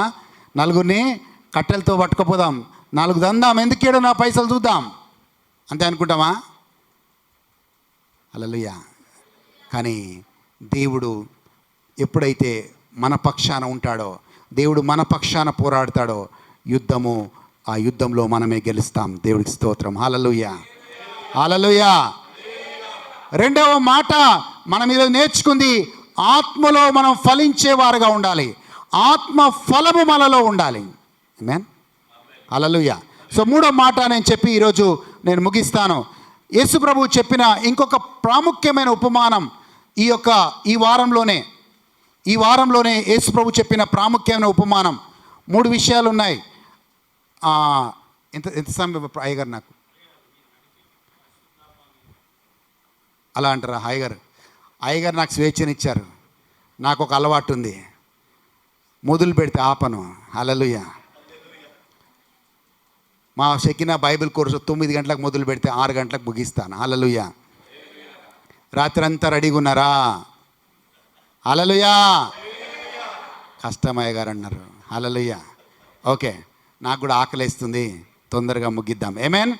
ఓకే, మత్తయి సువార్త 25వ అధ్యాయంలో 3 విషయాలు చెప్పాడు. ఈ 3 విషయాలు పట్టుకోండి. దేవుడు ఈ 3 విషయాలు ఇవి మొత్తం చెప్పాలంటే చాలా టైం పడుతుంది, కానీ ప్రాముఖ్యంగా 3 విషయాలు చెప్తాను. మత్తయి సువార్త ఇది నిన్నటి రోజు, అంటే నిన్న ఏ రోజు? నిన్న మంగళవారం కదా. సో మంగళవారం రోజు ఉదయం, ఆదివారం రోజు యేసు ప్రభు ఆ మట్టలతో గాడిద పిల్లతో యెరూషలేం దేవాలయంలోకి వెళ్ళాడు. దాని తర్వాత యెరూషలేం దేవాలయం శుద్ధీకరించాడు. సోమవారం రోజు బెతానియా నుంచి యెరూషలేంకి వచ్చాడు. అక్కడున్న అంజూరపు చెట్టును చూశాడు. అంజూరపు చెట్టు శపించాడు, అది మనం చూసాం. దాని తర్వాత మంగళవారం రోజు జరిగిన సంఘటన ఏంటంటే యేసు ప్రభు కూర్చొని 3 ప్రాముఖ్యమైన విషయాలు శిష్యులకి, అక్కడున్న వాళ్ళకి నేర్పించాడు. దాంట్లో మొట్టమొదటిది ఏంటంటే మత్తయి సువార్త 25వ అధ్యాయం 1 నుంచి 13 వచనాలు మనం చూస్తే దేవుని రాజ్యం గురించి యేసు ప్రభు వాళ్ళకి నేర్పించాడు. ఆ దేవుని రాజ్యంలో 2 రకాల ప్రజలు ఉంటారు, జాగ్రత్త అని చెప్పాడు. ఆ 2 రకాల ప్రజలు ఎవరంటే 10 మంది కన్యకలు ఉన్నారు. ఈ 10 మంది కన్యకల్లో 5 మంది బుద్ధిగల కన్యకలు, 5 మంది బుద్ధి లేని కన్యకలు. సో ఈ లోకంలో క్రైస్తవులు అనేవాళ్ళు సగం మంది బుద్ధిగల క్రైస్తవులుగా ఉంటారు, సగం మంది బుద్ధి లేని క్రైస్తవులుగా ఉంటారు. బుద్ధిగల క్రైస్తవులు ఎవరంటే వాళ్ళు ఎప్పుడు కూడా పెళ్లి కుమారుడి రాకడని కనిపెట్టుకొని సిద్ధపాటు కలిగి ఉండేవాళ్ళు బుద్ధిగల క్రైస్తవులు. నిర్లక్ష్యంగా ఉండేవాళ్ళు, రక్షణ నిర్లక్ష్యం చేసేవాళ్ళు, వాళ్ళు ఇష్టానుసారంగా జీవించేవాళ్ళు, వాళ్ళు బుద్ధి లేని క్రైస్తవులు. ఈ 10 మంది విశ్వాసులే. 10 మంది కన్యకల గురించి 25వ అధ్యాయం రాబడింది. ఈ 10 మంది కన్యకలు కూడా విశ్వాసులే. కానీ ఆ విశ్వాసుల్లో 5 మంది బుద్ధి గలవారు, 5 మంది బుద్ధి లేనివారు. ఎందుకు బుద్ధి లేనివారంటే వాళ్ళు సిద్ధపాటు కలిగి లేరు. మరి ఎలా సిద్ధపాటు కలిగి ఉండాలి? 5 మంది మనకు ఉపమానం మొత్తం చూస్తే 5 మంది ఆ యొక్క వాళ్ళ లాంతర్లు వెలుగుతూ నూనె సమృద్ధిగా ఉన్నది. వాళ్ళు పెళ్లి కుమారుడు రానే వచ్చాడు. వచ్చినప్పుడు వాళ్ళు సిద్ధంగా ఉన్నారు కనుక పెళ్లి కుమారుడితో వాళ్ళు లోపలికి వెళ్ళిపోయారు. కానీ బుద్ధి లేని కన్యకలు ఆ యొక్క నూనె కొరతగా ఉండింది. బజారుకి వెళ్ళి వచ్చే లోపల ఆ తలుపులు మూయబడ్డాయి. ప్రియమైన సంగమా, ఈరోజు తెలుసుకోవాల్సిన సత్యం ఏంటంటే నేను ప్రభు ఈరోజు రావచ్చు, ప్రభు ఈ రాత్రికి రావచ్చు, ప్రభు రేపు రావచ్చు, ప్రభు ఎల్లుండి రావచ్చు, ప్రభు ఏ క్షణంలో అయినా రావచ్చు. మనము సిద్ధముగా ఉన్నామా? ఒకవేళ సిద్ధంగా ఉంటే నువ్వు ఆయనతో పాటు పెళ్లి కుమారుడు విందులోకి వెళ్ళగలుగుతావు. ఆమేన్. కానీ జ్ఞాపకం పెట్టుకో, ఒక్కసారి మూయబడిన తలుపు మళ్ళీ తెరవబడదు. నీ రక్షణకి నీవే బాధ్యుడవు, నీ ఆత్మకి నువ్వే బాధ్యురాలవి. చాలామంది ఉన్నారు, పొందుకున్న రక్షణ నిర్లక్ష్యం చేసిన వాళ్ళు చాలామంది ఉన్నారు బైబిల్లో. యూదా ఇస్కారియోతు రక్షణ పొందుకున్నాడు, యేసు ప్రభు బోధలు విన్నాడు, కానీ ఆయనకి ఉన్న అభిషేకాన్ని, ఆయనకున్న ఆశీర్వాదాన్ని, ఆయనకున్న రక్షణని నిర్లక్ష్యం చేశాడు. ఆయన జీవితాన్ని నాశనం చేసుకున్నాడు. నిర్లక్ష్యం.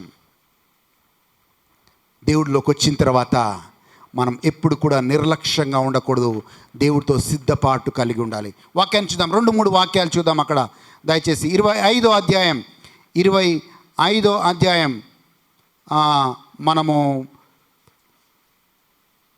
11, 12 వచనాలు చూద్దాం. 11, 12 వచనాలు. అంతటా తలుపు వేయబడెను. ఆ తరువాత తక్కిన కన్యకలు వచ్చి అయ్యా మాకు తలుపు తీయుమని అడుగగా అతడు మిమ్ము నెరుగనని మీతో నిశ్చయముగా చెప్పుచున్నాను. ఎవరైతే సిద్ధపాటు కలిగి లేరో వాళ్ళందరూ అయ్యా తలుపు తీయ్యా అని గట్టిగా కేకలు వేశారు. కానీ యేసయ్య వాళ్ళతో చెప్పిన మాట ఏంటో తెలుసా? సారీ, మీరెవరో నాకు తెలియదు. హల్లెలూయా, ఆమేన్. చెప్పండి, యేసయ్య కోసం సిద్ధపాటు కలిగి ఉందాం. హల్లెలూయా.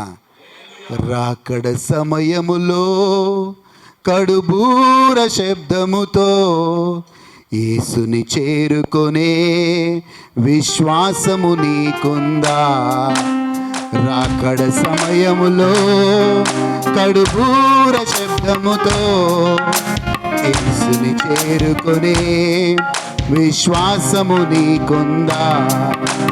రావయ్యా యేసయ్య వేగమే రావయ్యా రావయ్యా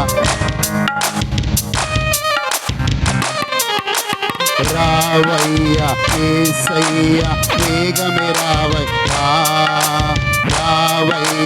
యేసయ్య వేగమే రావయ్యా. రాకడ సమయములో కడుబూర శబ్దముతో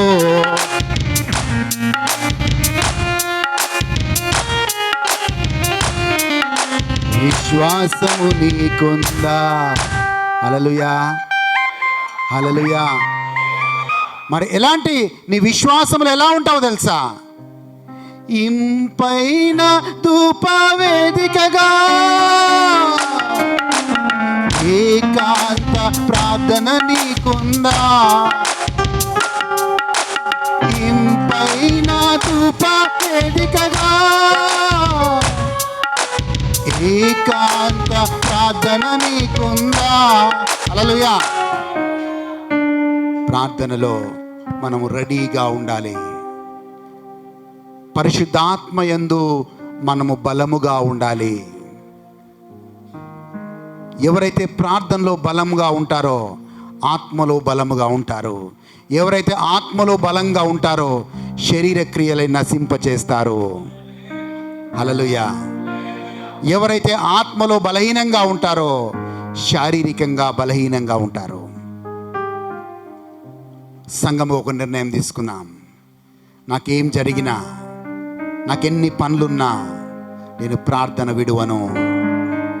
నాకెన్ని పనులున్నా, నాకెంత బిజీగా ఉన్నా నేను వాక్యము చదవడము మానను. అలాంటి అలవాట్లు ఉన్న క్రైస్తవుడు యేసు ప్రభువుని ఎదుర్కొంటాడు. ఆమేన్, ఆమేన్.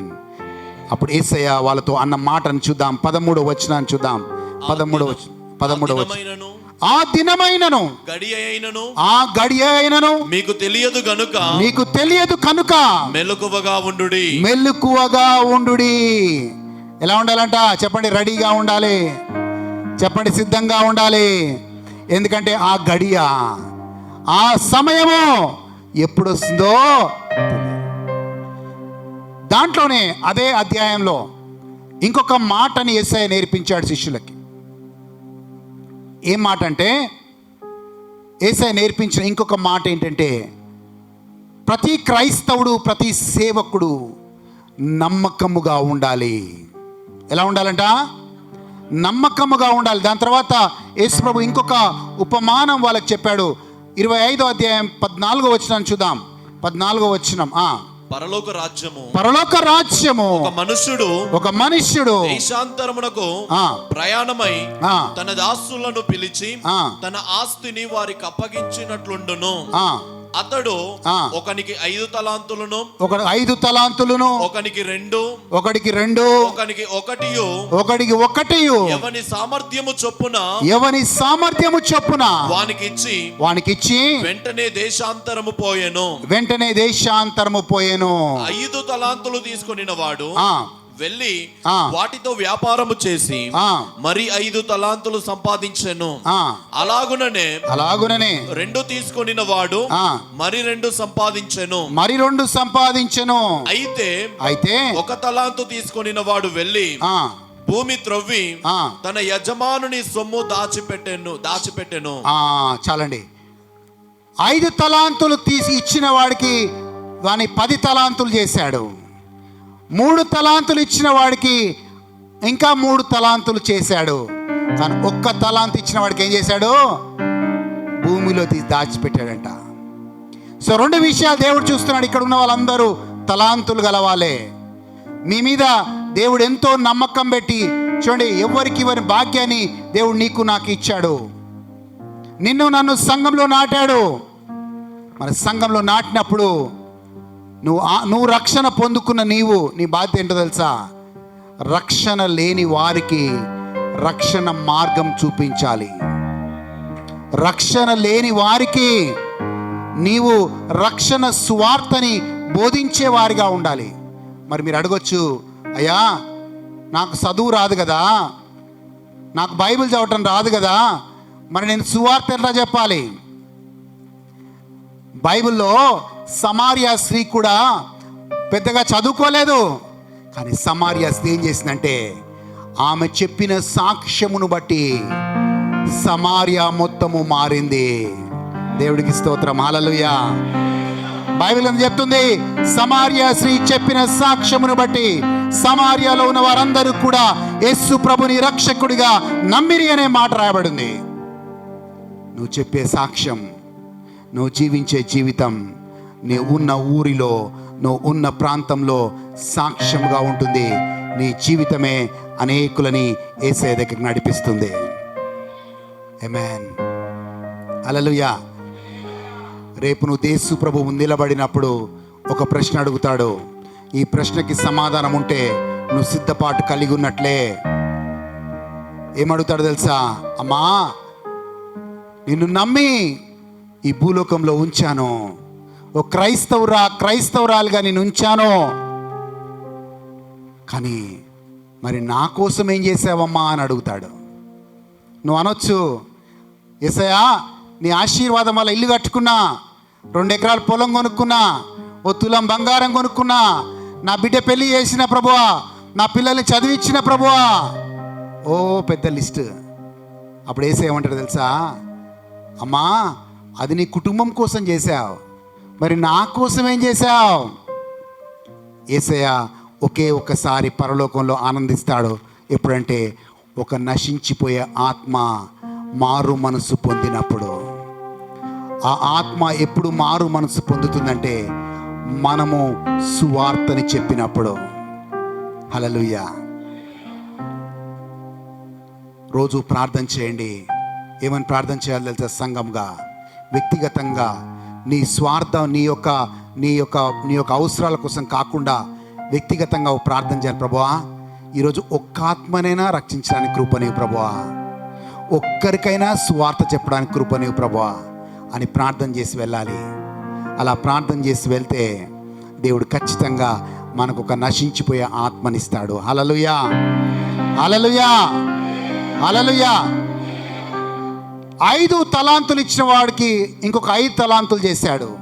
3 తలాంతులు ఇచ్చిన వాడు ఇంకొక 3 తలాంతులు చేశాడు. వాళ్ళతో దేవుడు ఏమన్నాడు తెలుసా? వాక్యాన్ని చదువుదాం.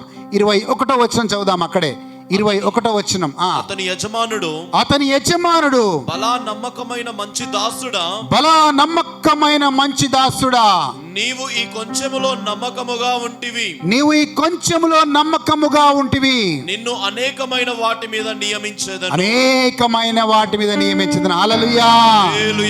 నేను దేవుడు గొప్పగా చేయాలంటే, గొప్ప విషయాలు జీవితంలో చేయాలంటే చిన్న విషయంలో నమ్మకంగా ఉండాలి. సంఘంలో ఒక చిన్న పనైనా దేవుడు ఇచ్చిండొచ్చు, సంఘంలో ఒక చిన్న పనైనా కాపరిచ్చిండొచ్చు. ఆ చిన్న విషయాల్లో నువ్వు నమ్మకంగా ఉంటే దేవుడు నీకు రాబో దినాల్లో పెద్ద పెద్ద బాధ్యతల్ని దేవుడు అప్పచెప్తాడు. ఆమేన్, హల్లెలూయా. నాకు తెలిసి అయ్యగారు ఈ స్థానానికి ఉట్టిగా వచ్చిండడు. చిన్న విషయాల్లో నమ్మకంగా ఉన్నాడు. దేవుడు ఇంకొక విషయాన్ని ఇచ్చాడు. అక్కడ నమ్మకంగా ఉన్నాడు, దేవుడు ఇంకొకటి ఇచ్చాడు. అక్కడ నమ్మకంగా ఉన్నాడు, ఇంకొకటి దేవుడు ఇచ్చాడు. కానీ మనం ఏమనుకుంటా తెలుసా, నేను డైరెక్ట్గా పాస్టర్ అయిపోతే ఎంత బాగుంటుంది అనుకుంటారు. నేను వాక్యం బోధిస్తున్నా, ఈరోజు మీరు చూస్తున్నారు. నేను ఎలా నమ్మకంగా ఉన్నానంటే దేవుడికి, మొట్టమొదటిగా బైబిల్ తెలిసేది కాదు నాకు, వాక్యం తెలిసేది కాదు నాకు. కానీ ఇలా వాక్యం చెప్తూ ఉంటే బయట కూర్చొని క్యాసెట్లు అమ్మేవాడిని, ప్రేయర్ ఆయిల్ బాటిల్స్ అమ్మేవాడిని, పుస్తకాలు అమ్మేవాడిని. ఆ పరిచర్యలో అమ్మి నమ్మకంగా వాళ్ళకి ఆ కూటం అయిపోయిన తర్వాత లెక్కప్ప చెప్పేవాడిని. అక్కడ మొదలైంది నా పరిచర్య. వాక్యం బోధించడంలో నా పరిచర్య మొదలు కాలేదు. ప్రేయర్ ఆయిల్ బాటిల్స్ అమ్ముతూ, పుస్తకాలు అమ్ముతూ, దాంట్లో ఆ వచ్చిన డబ్బుని వాళ్ళకి జాగ్రత్తగా అప్పచెప్పేవాడిని. హల్లెలూయా. చిన్న విషయాల్లో నమ్మకంగా ఉంటే దేవుడు పెద్ద విషయాలని, పెద్ద బాధ్యతలని దేవుడు అప్పచెప్తాడు. దేవుడికి స్తోత్రం. ఈరోజు 13 సంవత్సరాలు మేము చెక్కిన బైబిల్ కోర్స్ నడిపి దేవుడి నామానికి గొప్పగా చెప్పగలుగుతాను. సుమారు 500 మంది సేవకులని దేవుడు ఆ పరిచర్య ద్వారా లేవనెత్తాడు. 500 మంది సేవకులు ఈరోజు అనేక ప్రాంతాల్లో సువార్తను చేస్తూ ఉన్నారు. వాళ్ళకున్న పరిచర్య నాకు కూడా లేదు. ఈరోజు కొంతమంది సంఘాలు, ఒక అబ్బాయి వచ్చాడు. ఆ అబ్బాయి అన్నీ వదిలిపెట్టి మొత్తం పోయింది, సంఘం విచ్ఛిన్నం అయిపోయింది. ఒక చిన్న బాబుని, వాళ్ళ భార్య చిన్న బాబుని, 3 నెలల బాబు, ఆ బాబుని తీసుకొని షెకినాలకు పోతే నాకు దేవుడు ఏదైనా చేస్తాడు, లేదు చచ్చిపోదామనే ఆలోచనతో వచ్చాడు. నేను ఆ పాపను చూసి అన్నాను, అయ్యా ఆ చిన్న పాప నేను ఉంచుకోను, దయచేసి ఇంటి దగ్గర వదిలేసిరా అన్నాను. ఆ రాత్రి వెళ్ళాడు, భార్యని ఆ చిన్న బాబుని ఇంటికాడ దించొచ్చాడు. 15 రోజులు షకీనాలో పాలు పంచుకున్నాడు. షకీనా నుంచి బయలుదేరి వెళ్ళాడు. కోదాడు ప్రాంతం నుంచి వచ్చాడు. యవ్వనస్తుడు, 26 సంవత్సరాలు ఉంటాయి. ఈరోజు ఆయనకి 36 సంవత్సరాలు. అదే కోదాడ ప్రాంతంలో ఈరోజు 14 సంఘాలు ఉన్నాయి. 14 సంఘాలు ఉన్నాయి. హల్లెలూయా, హల్లెలూయా. ఎస్, మనం చిన్న విషయాల్లో నమ్మకంగా ఉంటే దేవుడు గొప్ప విషయాలు, పెద్ద విషయాలు నీ జీవితంలో చేస్తాడు. అది నీ కుటుంబంలో కావచ్చు, నీకు అప్పచెప్పిన పరిచర్యలో కావచ్చు, నీకు అప్పచెప్పిన బాధ్యతలో కావచ్చు. మనం నమ్మకంగా ఉంటే దేవుడు గొప్ప విషయాలు నీకు అప్పచెప్తాడు. ఎవరైనా చిన్నగానే ఆరంభిస్తారు, కానీ మన నమ్మకత్వాన్ని బట్టే దేవుడు అంచెలంచెలుగా ఆ వ్యక్తిని దీవిస్తాడు. ఈరోజు సంఘముగా మనం అడుక్కోవాల్సిన ప్రశ్న ఏంటంటే, నాకు చెప్పే బాధ్యతల్లో నేను నమ్మకంగా ఉన్నానా? అది కార్పెట్ వేయడమే కావచ్చు, అది కుర్చీలు వేయడమే కావచ్చు, అది ఏ విషయమైనా దేవుడి సన్నిధిలో నమ్మకంగా ఉంటే దేవుడు మిమ్మల్ని హెచ్చించునుగాక. ఆమేన్, ఆమేన్, హల్లెలూయా. 3వ విషయం, చాలా ప్రాముఖ్యమైన విషయం, 5 నిమిషాల్లో నేను ముగిస్తాను. అక్కడి నుంచి దేవుడు ఇంకొక ఉపమానాన్ని అదే అధ్యాయంలో ఇంకొక మాటని వాళ్ళకి నేర్పిస్తూ ఉన్నాడు. 25వ అధ్యాయం 31వ వచనం నుంచి చూద్దాం. 31వ వచనం. తన మహిమతో మనుష్య కుమారుడును ఆయనతో కూడా సమస్త దూతలతో వచ్చినప్పుడు ఆయన తన మహిమగల సింహాసనము మీద ఆసీనుడయ్యుండును. అప్పుడు సమస్త జనములు ఆయన ఎదుట పోగు చేయబడుదురు. గొల్లవాడు మేకలలో నుండి గొర్రెలను వేరుపరచునట్లు ఆయన వారిని వేరుపరిచి తన కుడివైపున గొర్రెలను, ఎడమ వైపున మేకలను నిలవబెట్టును. అప్పుడు రాజు తన కుడివైపున ఉన్న వారిని చూచి, నా తండ్రి చేత ఆశీర్వదింపబడిన వారలారా రండి, లోకము పుట్టినది మొదలుకొని మీ కొరకు సిద్ధపరచబడిన రాజ్యమును స్వతంత్రించుకొనుడి. చాలమ్మా చూడి, దేవుడు యేసు ప్రభు తన వేవేల దూతలతో ఆయన ఈ భూలోకానికి వచ్చినప్పుడంట, గొల్లవాడు ఎలాగైతే మేకలని ఒకవైపు, గొర్రెలని ఇంకో వైపు పెడతాడో, అలాగే మనుషులని కూడా కుడివైపు కొంతమందిని, ఎడమవైపు కొంతమందిని ఉంచుతాడంట. ఆ గొల్లవాడు ఎలాగైతే కుడివైపు మేకలు ఉంచుతాడో, ఎడమవైపు కుడివైపు ఎలాగైతే గొర్రెలు ఉంచుతాడో, ఎడమవైపు ఎలాగైతే మేకలు ఉంచుతాడో, దేవుడు కూడా కుడివైపు కొంతమందిని, ఎడమవైపు కొంతమందిని ఉంచుతాడంట. ఆ కుడివైపు ఉన్న వారిని తండ్రి చేత ఆశీర్వదించబడ్డ వారులారా అంటాడంట. జాగ్రత్తగా వినండి. కుడివైపు ఉన్న వాళ్ళని దేవుడు ఏమంటున్నాడు? గట్టిగా చెప్పాలా. కుడివైపు ఉన్న వాళ్ళని దేవుడు ఏమంటున్నాడు? తండ్రి చేత ఆశీర్వదించబడ్డ వాళ్ళారా అంటున్నాడు. మరి ఎందుకు వీళ్ళు ఆశీర్వదించబడ్డారు? మీరు కుడివైపు ఉండాలనుకుంటున్నారా, ఎడమవైపు ఉండాలనుకుంటున్నారా?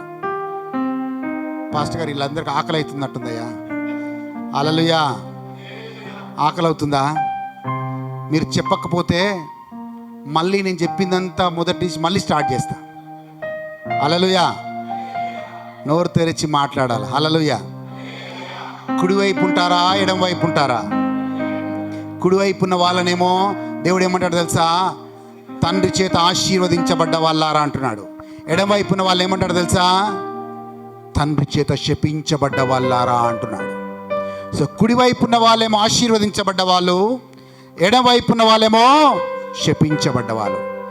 మరి వీళ్ళు ఎందుకు ఆశీర్వదించబడ్డారు? వీళ్ళు ఎందుకు శపించబడ్డారు? వాక్యాన్ని చూద్దాం. 35వ వచనం. నేను ఆకలిగొంటిని, నేను ఆకలిగొంటిని, మీరు నాకు భోజనము పెట్టితిరి. మీరు నాకు భోజనము పెట్టితిరి. దప్పిగొంటిని, దప్పికగొంటిని, నాకు దాహమిచ్చితిరి. పరదేశినై ఉంటిని, నన్ను చేర్చుకొంటిరి.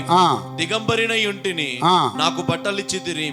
రోగినై ఉంటిని, నన్ను చూడవచ్చితిరి. చెరసాలలో ఉంటిని, నా యొద్దకు వచ్చిదిరని చెప్పెను. అందుకు నీతిమంతులు. చాలమ్మా. మనము దేవుణ్ణి ప్రేమించే మనకి ఇంకొక బాధ్యత ఉంది, మర్చిపోకూడదు. నీ పొరుగు వారిని నీ వలె ప్రేమించాలి. ఆకలి కొన్న వారికి అన్నం పెట్టాలి. వస్త్రాలు లేని వారికి వస్త్రాలు ఇవ్వాలి. అంటే ఒక రకంగా చెప్పాలంటే నిస్సహాయ స్థితిలో ఉన్న వాళ్ళని మనం ఆదుకునే వారిగా ఉండాలి. అప్పుడే నీవు ఆశీర్వదించబడ్డ వాళ్ళారా అని దేవుడు పిలుస్తాడు. ఒక స్టోరీ చెప్తా, వినండి జాగ్రత్తగా. ఒక ఆమె, మీ సంఘంలో ఒక ఆమెలాగా ఒక ఆమె యేసయ్యను చూడాలి అని పట్టుదలతో ప్రార్థన చేస్తుంది. రోజు ప్రార్థన చేస్తుంది. ప్రభువా ఒక్కసారైనా నేను చూడాలి ప్రభువా, ఒక్కసారైనా నేను చూడాలి ప్రభువా అని ఉపవాసంతో ప్రార్థన చేస్తుంది.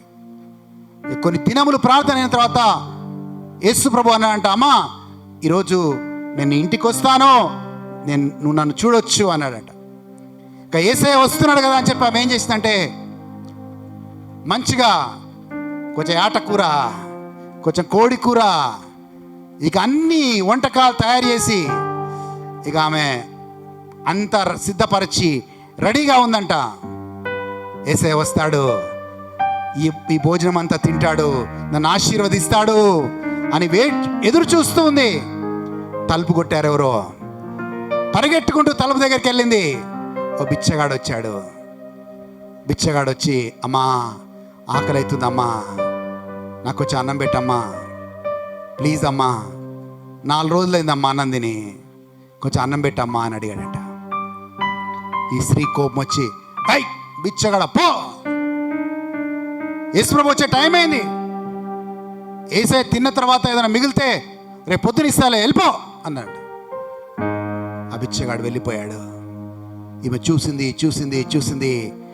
యేసయ్య రాలేదు.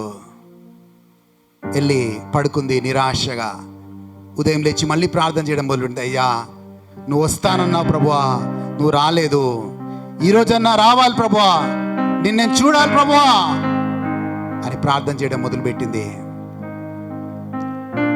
మళ్ళీ యేసయ్య చెప్పాడు, అమ్మా ఈరోజు వస్తానమ్మా. మళ్ళీ అన్ని తయారు చేసింది. అన్ని తయారు చేసి మళ్ళీ యేసయ్య కోసం ఎదురు చూస్తూ ఉంది. భయంకరమైన వర్షం పడుతుంది బయట. ఒక ముసలివాడు వణుకుతూ, బట్టలు సరిగా లేకుండా వణుకుతూ ఆ గుమ్మం దగ్గర పెట్టి, అమ్మా ఒక దుప్పటన్న అమ్మా, నాకు చలి తట్టుకోలేకపోతున్నానమ్మా, ఒక దుప్పటి అమ్మా అని అడుగుతూ ఉంటే ఆమె మళ్ళీ ఆయన వైపు చూసి, ఏయ్ ముసలోడా వెళ్ళిపో,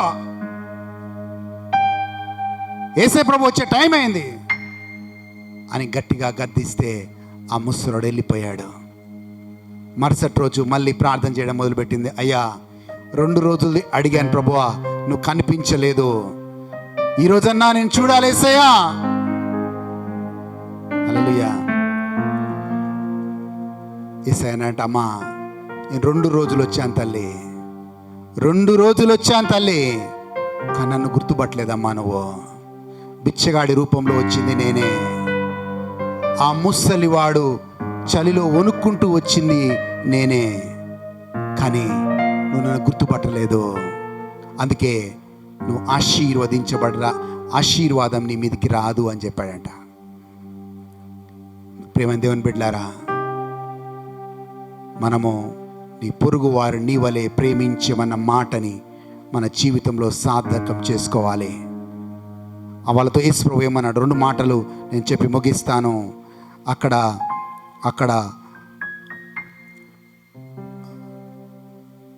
37వ వచనం చూద్దాం, 37వ వచనం చూద్దాం దయచేసి. అందుకు నీతిమంతులు ప్రభువా ఎప్పుడు నీవు ఆకలి కొనియుండుట చూచి నీకు ఆహారం ఇచ్చితిమి, మీకు ఆహారం ఇచ్చితిమి, నీవు దప్పికొనియుండుట చూచి ఎప్పుడు దాహం ఇచ్చితిమి, ఎప్పుడు పరదేశివయుండుట చూచి నిన్ను చేర్చుకొంటిమి, దిగంబరివయుండుట చూచి బట్టలిచ్చితిమి, ఎప్పుడు రోగివయుండుట అయినను చెరసాలలో ఉండుట అయినను చూచి నీ యొద్దకు వచ్చితిమని ఆయనను అడిగెదరు. ఆయన అడిగారు. 40వ వచనం చూద్దాం. యేసు ప్రభు సమాధానం ఏంటో. అందుకు రాజు మిక్కిలి అండర్లైన్ చేసుకోండి జాగ్రత్తగా, చెవులున్న మారు ఈ మాట వినుగాక. మిక్కిలి అల్పులైన వారు ఈ నా సహోదరులలో ఒకరికి మీరు చేసితిరి కనుక నాకు చేసితిరని, అది నాకు చేసితిరని నిశ్చయముగా ఓ సంగమా మీతో చెప్పుచున్నాను. ఎస్, 3 విషయాలు ఈ అధ్యాయంలో మనం నేర్చుకున్నాం. 1 సిద్ధపాటు కలిగి ఉండటం, 2 నమ్మకముగా ఉండటం, చిన్న విషయాల్లో నమ్మకంగా ఉండటం, 3 అత్యధికమైన అల్పులలో మనము వారిని పరామర్శించటం, అత్యధికమైన అల్పులలో నిస్సహాయస్థితిలో ఉన్న వారికి మనం సహాయం చేయటం. హల్లెలూయా, హల్లెలూయా, హల్లెలూయా, హల్లెలూయా. నేను క్యారేజ్ తీసుకెళ్తాను ఆఫీస్కి. ఎవరైనా టిఫిన్ తెచ్చుకోలేదంటే వాళ్ళని పిలిచి కూర్చోబెట్టి, పర్లేదయ్యా సిరిసగం తిందాం, ఎంతున్నా పర్లేదు, నా క్యారేజ్ ఇంత ఉంటుంది. హల్లెలూయా. అనేక విషయాల్లో నువ్వు ప్రేమను చూపించవచ్చు. ఈరోజు ఈ ప్రపంచంలో మనకుండే ఫలము ద్వారా,